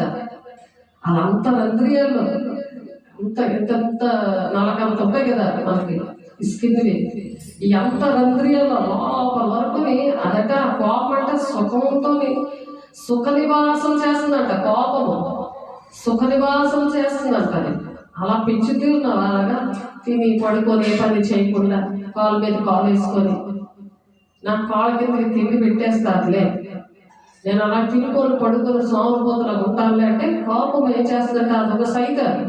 అందుకే కోపం వచ్చి ఆ కోపంతో ఎప్పుడైతే నీకు టైంకి ఏదైనా జరగలేదనుకో వెంటనే నీ కోపం సర్లో మనం బొసుకొచ్చినట్టు టక్క మీద కాట వేయడానికి నిలబడిపోతాం. ఒక దెబ్బ వేస్తాం, ఒక మాట వేస్తాం. అదేం చేస్తుందట, ఆతపడి కోపపడవద్దు. బుద్ధిహీనులు అలా ఉంటారు. బుద్ధిహీనులు అంత రంధ్రములందు కోపము సుఖ నివాసము చేయదు. సుఖంగా పడుకుంటారు. దర్జా అనమాట. ఇంటిని పోషించాలని ఉండదు, పిల్లల బాధ్యతలు చూడాలని ఉండదు. ఇంటిలో ఆడమనిషి బాధ్యత ఆడమనిషి చేయాలి, మొగోడు పనులు చేయాలి, పిల్లల పనులు చేయాలి. ఇలా దర్జాగా ఉన్న వాళ్ళకి కోపం వస్తుంది అనమాట. అది అవును స్వాతాలు ప్రసంగి 7:9 ఉందన్నమాట. మరియు వారి ఇంటింటా తిరుగులాడచ్చు, బద్దకరాడులకు మాత్రమే కాక ఆడవాడి మాటలాడచ్చు, వదలబోతులను పరుల జోలికి పోవువారును ఒకటను నేర్చుకుంటారట. ఇంకా ఇంటింటా తెలుసుకొని ఆ మాటలు విని ఇవి నేర్చుకుంటుంటారు. మళ్ళీ ఇది పని. 1 తిమోతిలో 5:13 వీళ్ళేంటి ఇంటింటా తిరుగులాడతారట. బద్దకం ఎక్కువ వాళ్ళకి. నిద్రమంతో బద్దకం, ఏ పనికి పనికిరారు. స్నానం చేసుకోరు, ఇంట్లో పనులు చేసుకోలేరు, వాళ్ళ ఇంటికి ఉపయోగం ఉండదు, సన్నిధికి ఉపయోగం ఉండదు, దేవునికి మహిమ తేరు, ఇంటికి మంచి పేరు తేరు. ఇందాక మనం చెప్పుకున్నాం కదా, మన వరకు వచ్చేస్తుందని ఆశీర్వాదాలు. యెషయా 48:18 ప్రకారం మనం ఉండాలి. ఇసుక రేణువులు ఎలాగ ఆశీర్వదించబడతాయి అలా ఆశీర్వదించబడాలి ప్రభువా అని ప్రార్థన చేసుకోవాలి. దేవుని సన్నిధిలో ఉండి స్థిరమైన మనసు నాకు నూతనంగా పుట్టించు ప్రభువా అని రావాలి. లేకపోతే అనురాగరహితులు, అతి ద్వేషులు, అపవాదులు, అతిశయులు, క్రూరులు, సజ్జన ద్వేషులు ఇలా తయారవుతారు. 2 తిమోతి 3:3 ఉంది. అలాగే తీతుకు రాసిన పత్రిక 1:7 ఎందుకనగా అధ్యక్షుడు దేవుని గృహ నిర్వాహకుని వలె నిందారహితుడే ఉండవలెను. అతని స్వేచ్ఛాపరుడును, ముక్కోపియు, మద్యపానీయు, కొట్టువాడును కాక దుర్లాభము అపేక్షించువాడును కాక ఉండాలన్నాడు. అధ్యక్షత పదవి అంటే ఒక లీడర్షిప్. దేవుని బిడ్డగా అలా నాయకత్వం ఇస్తారు. అధ్యక్షత పదవి అనేది ఊర్లో పెద్దగా ఉంటారు, సంఘంలో పెద్దగా ఉంటారు, ఇంటిలో పెద్దగా ఉంటారు, బాధ్యతగా ఉంటారంట. ఆ విధంగా ఉండాలని దేవుడు ఆశపడుతున్నారు. అలాగనే వృద్ధ స్త్రీలు కొండెగత్తులను మిగులు మద్యపానాశక్తులనే ఉండక ప్రవర్తన యందు భయభక్తులు గలవారై ఉండవల్లని దేవుని వాక్యము దూషింపబడకూడినట్లు అలాగ వృద్ధ స్త్రీలు అలా ఉండాలి. ఆయనకి కూడా మత్తు కావాలి. మరి ఈ ఊర్లో అలాగే ఉన్నారు. కొండలు చెప్పుకొని ఇంటింటా తిరుగుకొని ఉంటారు. అలా ఉండకూడదు. స్థిరమైన మనసు అలాగ కుటుంబాల్లో ఉన్నాయి ఇక్కడ. కాబట్టి అటువంటి వారికి నేను దేవుని మాటలు ప్రకటించే వారిగా నేను ఉంటానయ్యా. అలాగా ఉండకపోతే ఏం జరుగుతుందో ఒక మాట చూసుకొని ముగించేద్దాం. 2 పేతురు 2:10-11 చదువుతున్నాను. శిక్షలో ఉంచబడిన వారిని తీర్పు దినము వరకు కావలిలో ఉంచుటకు ప్రభు సమర్థుడు. వీరు తెగువ గల వారిని స్వేచ్ఛాపరులే మహాత్ములను దూషించి బెరువుగా ఉన్నారు.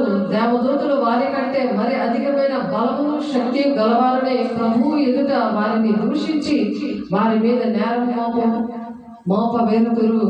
ఏంటంటే దేవుని సేవకుల్ని దేవుణ్ణి దూషించేటట్టుగా ఉంటారు, అవమానపరిచేటట్టుగా ఉంటారు. ఏమి అంటే అవమానం తెచ్చేవాళ్ళుగా ఉంటారు. అలాగా ఉండకుండా స్థిరమైన మనసు నూతనముగా పుట్టించే ప్రభా పరిశుద్ధాత్మ నుండి తీసివేయకు, సమ్మతి గల మనసు కలుగు చేసి నన్ను దృఢపరచు, నన్ను బలపరచు అని అస్తమైన దేవుని కృతజ్ఞతాపూర్వకంగా దేవుని విన్నపాలను దేవునికి తెలియజేయాలి. అలా ఉండాలని దేవుడు ఆశీర్వదిస్తూ దేవుడి మాటలు ముగిస్తున్నారు. ప్రార్థన చేసుకుందాం. పరిశుద్ధ ప్రేమ గల దేవ, అభిషక్తుల నాయన స్థిరమైన మనసు మాకు నూతనముగా పుట్టించండి తండ్రి. నాయన నిరాజ్యానికి వారసులుగా మమ్మల్ని నిలబెట్టుకుంటున్నారయ్యా, స్తోత్రాలు.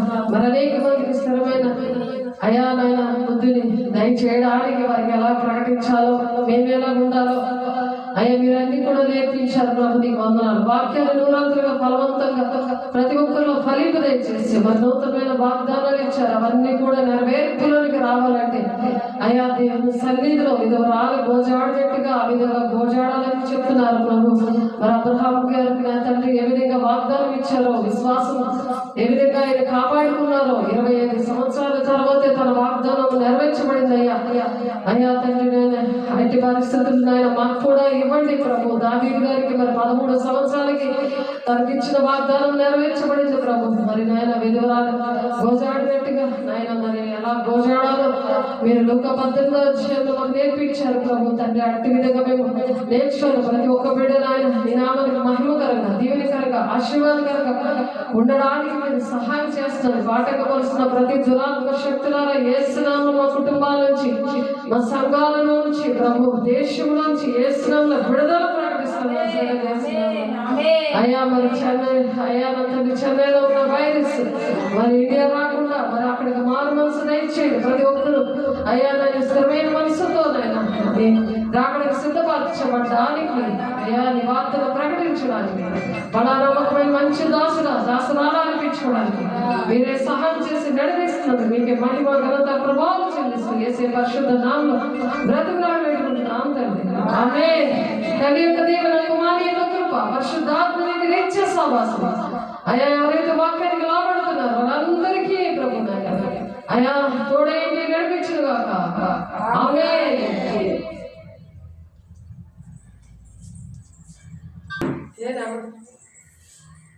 God bless you. దేవుడు మిమ్మల్ని దీవించును గాక. దేవుని నామమున స్తోత్రం.